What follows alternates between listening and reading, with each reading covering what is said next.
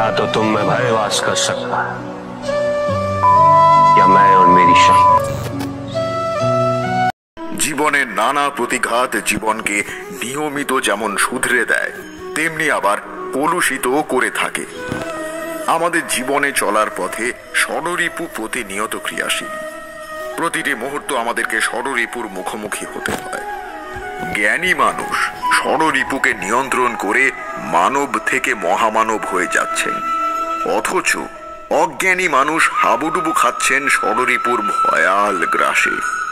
আর এই অজ্ঞানী মানুষগুলি যখন পৌঁছান তাদের জীবনের অন্তিম পর্যায়ে এবং জীবনের শেষ অঙ্কটি মেলাতে চেষ্টা করেন, তখন ভাবেন জীবনের অঙ্কটাকে মেলাতে গিয়ে কি পেলাম, শুধু শূন্য দিয়ে ভরে গেলাম।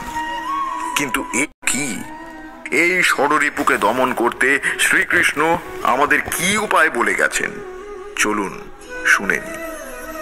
প্রথম, কাম অর্থাৎ বাসনা, কোনো কিছু পাওয়ার তীব্র আকাঙ্ক্ষা। এটিকে অনেকে যৌন আকাঙ্ক্ষাও বলে থাকেন। মানুষের এই কোনো কিছুর প্রতি তীব্র আকাঙ্ক্ষাই মানুষকে পরিণত করে অমানুষে। এই বাসনাই ষড়রিপুর মূল উৎস। অর্থাৎ এই রিপুই অন্য আর 5টি রিপুকে পরিচালনা করে। এই রিপুটি দমন করতে পারলেই বাকি রিপুগুলো নিয়ন্ত্রণে চলে আসবে ধীরে ধীরে। কোনো কিছুর প্রতি তীব্র ইচ্ছা, মানুষের এই ইচ্ছাই মানুষের কাল হয়ে দাঁড়ায়। তখন একজন মানুষ ভালো মন্দের মাঝে পার্থক্য করতে পারে না, অসৎ কর্মে লিপ্ত হয়। মানুষের মাঝে এক ধরনের হিংস্রতা সৃষ্টি হয়। তখন সে তার ভালো মন্দ সবকিছু বিসর্জন দিয়ে তার উদ্দেশ্য সাধনে সে একটি হিংস্র জানোয়ারের মতো আচরণ করতে শুরু করে। তাই তো শ্রীকৃষ্ণ বলেছেন, কাম সর্বপ্রথম ইন্দ্রিয়ে প্রবিষ্ট হয়ে মন ও বুদ্ধিকে মোহিত করে এবং এর দ্বারা মানুষকে মোহিত করে। মন, বুদ্ধি ও ইন্দ্রিয়গুলো হচ্ছে এর আবাসস্থল বা অবলম্বন। তাই প্রথমে ইন্দ্রিয়গুলোকে নিজের বশে এই কামরূপী শত্রুকে নিয়ন্ত্রণ করতে হয়। জীবনে যারা এই কাম শক্তিকে নিয়ন্ত্রণ করতে পারে তারাই জীবনে সুখ, সমৃদ্ধি, মান, সম্মান লাভ করে। তারাই পৌঁছতে পারে সফলতার শীর্ষে। ষড়রিপুর দ্বিতীয় রিপু হলো ক্রোধ। মানুষের এই রিপুটি এমন একটি রিপু যা মানুষকে ধ্বংস করে দেওয়ার জন্য যথেষ্ট। রাগী মানুষ অত্যন্ত ভয়ঙ্কর। এই রাগের কারণেই আমরা আমাদের অতি সুন্দর চমৎকার মুহূর্তগুলোকে নষ্ট করে ফেলি, সমাজে অশান্তি সৃষ্টি করি, অনেক ক্ষেত্রে সম্পর্কও নষ্ট করে ফেলি।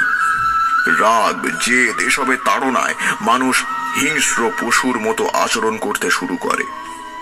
এটি নিয়ন্ত্রণ করতে না পারলে ধ্বংস অনিবার্য। তাই তো শ্রীকৃষ্ণ বলেছেন, কথায় আছে, যা কিছু অন্তর থেকে গ্রহণ করা হয়েছে তা কখনোই অশুভ হয় না। অশুভ হলো সেই বোধ, সেই ইচ্ছে যা অন্তর থেকে নিঃসৃত হলেও কখনোই বিবেকের দ্বারা প্রয়োগ করা যায় না। এমনই একটা অনুভূতি হলো ক্রোধ। এই ক্রোধ আপনার বিবেককে হরণ করে নেয়, আপনার করুণা হরণ করে নেয়। আপনি ভাবনা চিন্তা করার যোগ্যতাই হারিয়ে ফেলেন। এবার যদি আপনি সংসারকে নিয়ন্ত্রণ করতে চান, ভবিষ্যতের উপর নিয়ন্ত্রণ রাখতে চান, বর্তমানের উপর নিয়ন্ত্রণ রাখতে চান, তাহলে প্রথমে নিজের ক্রোধের উপর নিয়ন্ত্রণ করা শিখতে হবে। ক্রোধ আপনার মিত্র নয়, ক্রোধ আপনার শক্তি নয়, এ হলো আপনার দুর্বলতা। আর এটা শত্রুর শক্তি বাড়িয়ে তোলে, আর শেষ পর্যন্ত ক্ষতি আপনারই হয়। তাই এই ক্রোধকে নিজের নিয়ন্ত্রণে রাখুন। অশুভ মন্তব্য আপনা থেকেই অসফল হয়ে যাবে। এবার কথা বলা যাক ষড়রিপুর তৃতীয় ও সবচেয়ে ভয়ঙ্কর রিপু লোভ সম্পর্কে। এই লোভে পড়ে মানুষ বিভিন্ন অপকর্ম করতেও কুণ্ঠিত বোধ করে না। লোভ লালসা মানুষকে এমন ভাবে আঁকড়ে ধরে যে মানুষের ভালো মন্দের কোনো হিতাহিত জ্ঞান থাকে না। মানুষের মধ্যে অশান্তি, শত্রুতা, যুদ্ধ সৃষ্টি করে এই লোভ। লোভ মানুষকে অন্ধ করে দেয়, ভুল পথে পরিচালিত করে। এটি এমন একটি রিপু যেটি মানুষকে এমনভাবে আঁকড়ে ধরে, মানুষকে আর মানুষের কাতারে থাকতে দেয় না। লোভ একজন মানুষকে যে কোনো পর্যায়ে নিয়ে যেতে পারে।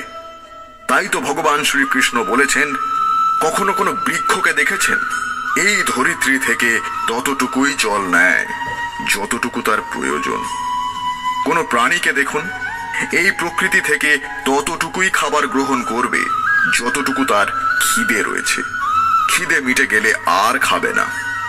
এবার মনুষ্য জাতিকে দেখুন, সে নিজের জীবনে যা কিছু পেয়েছে, বস্তু, ধন, খাবার, শক্তি, প্রয়োজনের থেকে অনেক বেশি লাভ করার চেষ্টা করে থাকে। প্রয়োজনের থেকে বেশি যদি পেয়েও যায়, তাহলেও তার মন ভরে না। এমনটা হয়, তার কারণ হলো লোভ। লোভ আপনার জীবনে, আপনার মনে কখন যে প্রবেশ করবে আপনি জানতেও পারবেন না। তাই এটা চিনতে শিখুন আর তৎক্ষণাৎ জীবন থেকে বাইরে ফেলে দিন। এবার আসা যাক মদ সম্পর্কে, অর্থাৎ অহংকার। এটি ষড়রিপুর চতুর্থ রিপু। অহংকার, ঘৃণা, লোভ এসব মানুষের ভিতরের বিশুদ্ধতাকে নষ্ট করে দেয়। মানুষের মধ্যে একটি আমিত্ব মনোভাব সৃষ্টি করে। এর ফলে মানুষ ধীরে ধীরে আপন মনুষ্যত্ববোধ হারিয়ে ফেলে। তাই তো শ্রীকৃষ্ণ বলেছেন, কিছু মানুষ বড়ই বিচিত্র হন। তারা এমনভাবে জীবনযাপন করেন যেন তাদের কখনো মৃত্যুই হবে না। নিজেদের অহংকারের বশে একটা কথা ভুলে যান যে যতই তারা নিঃশ্বাস নিচ্ছেন, যতই তারা জীবনযাপন করছেন, ততই তারা মৃত্যুর দিকে এগিয়ে যাচ্ছেন। কারণ আমাদের জীবন্ত নিঃশ্বাসের উপর নির্ভরশীল নিঃশ্বাস চলছে, মানে জীবন চলছে। নিঃশ্বাস যদি থেমে যায়, জীবনও থেমে যাবে। আমাদের জীবনের প্রদীপ যে কোনো মুহূর্তে নিভে যেতে পারে। আর কত সময় বাকি রয়েছে সেই বিষয়ে আমাদের কোনো ধারণাই নেই। তাই যতক্ষণ নিঃশ্বাস চলছে, অহংকার পরিত্যাগ করে শুভ কর্ম করুন, যাতে মৃত্যুর পরেও এ পৃথিবী আপনাকে স্মরণে রাখে। এরপরেই আসা যাক মোহ সম্পর্কে। মোহ অর্থাৎ মায়া, কোনো কিছুর প্রতি তীব্র টান অনুভব করা। এটি পঞ্চম এবং অত্যন্ত খারাপ একটি রিপু। মোহ, মায়া এসব মানুষের উন্নতির বিঘ্ন ঘটায়। এমনকি এইসবে আকৃষ্ট হয়ে মানুষ খারাপ কাজও করে।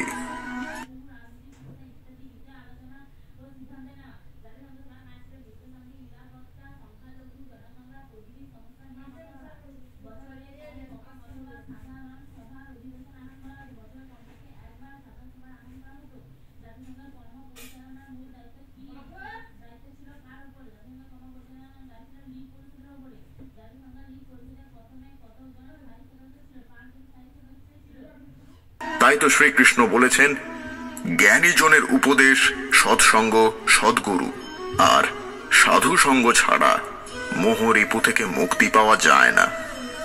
মানুষ মোহের বশবর্তী হয়ে যখন তার জীবন অতিবাহিত করে, তখন যদি সে কোনোভাবে তার মনের সামান্যতম অংশে মানুষ ও প্রকৃতিকে ভালোবাসা ও ঈশ্বরকে পাওয়ার মোহ সৃষ্টি করতে পারে, তাহলে সে ধীরে ধীরে মোহ রিপুর থেকে মুক্তি পায় এবং মানব জীবনে আসে পরম শান্তি।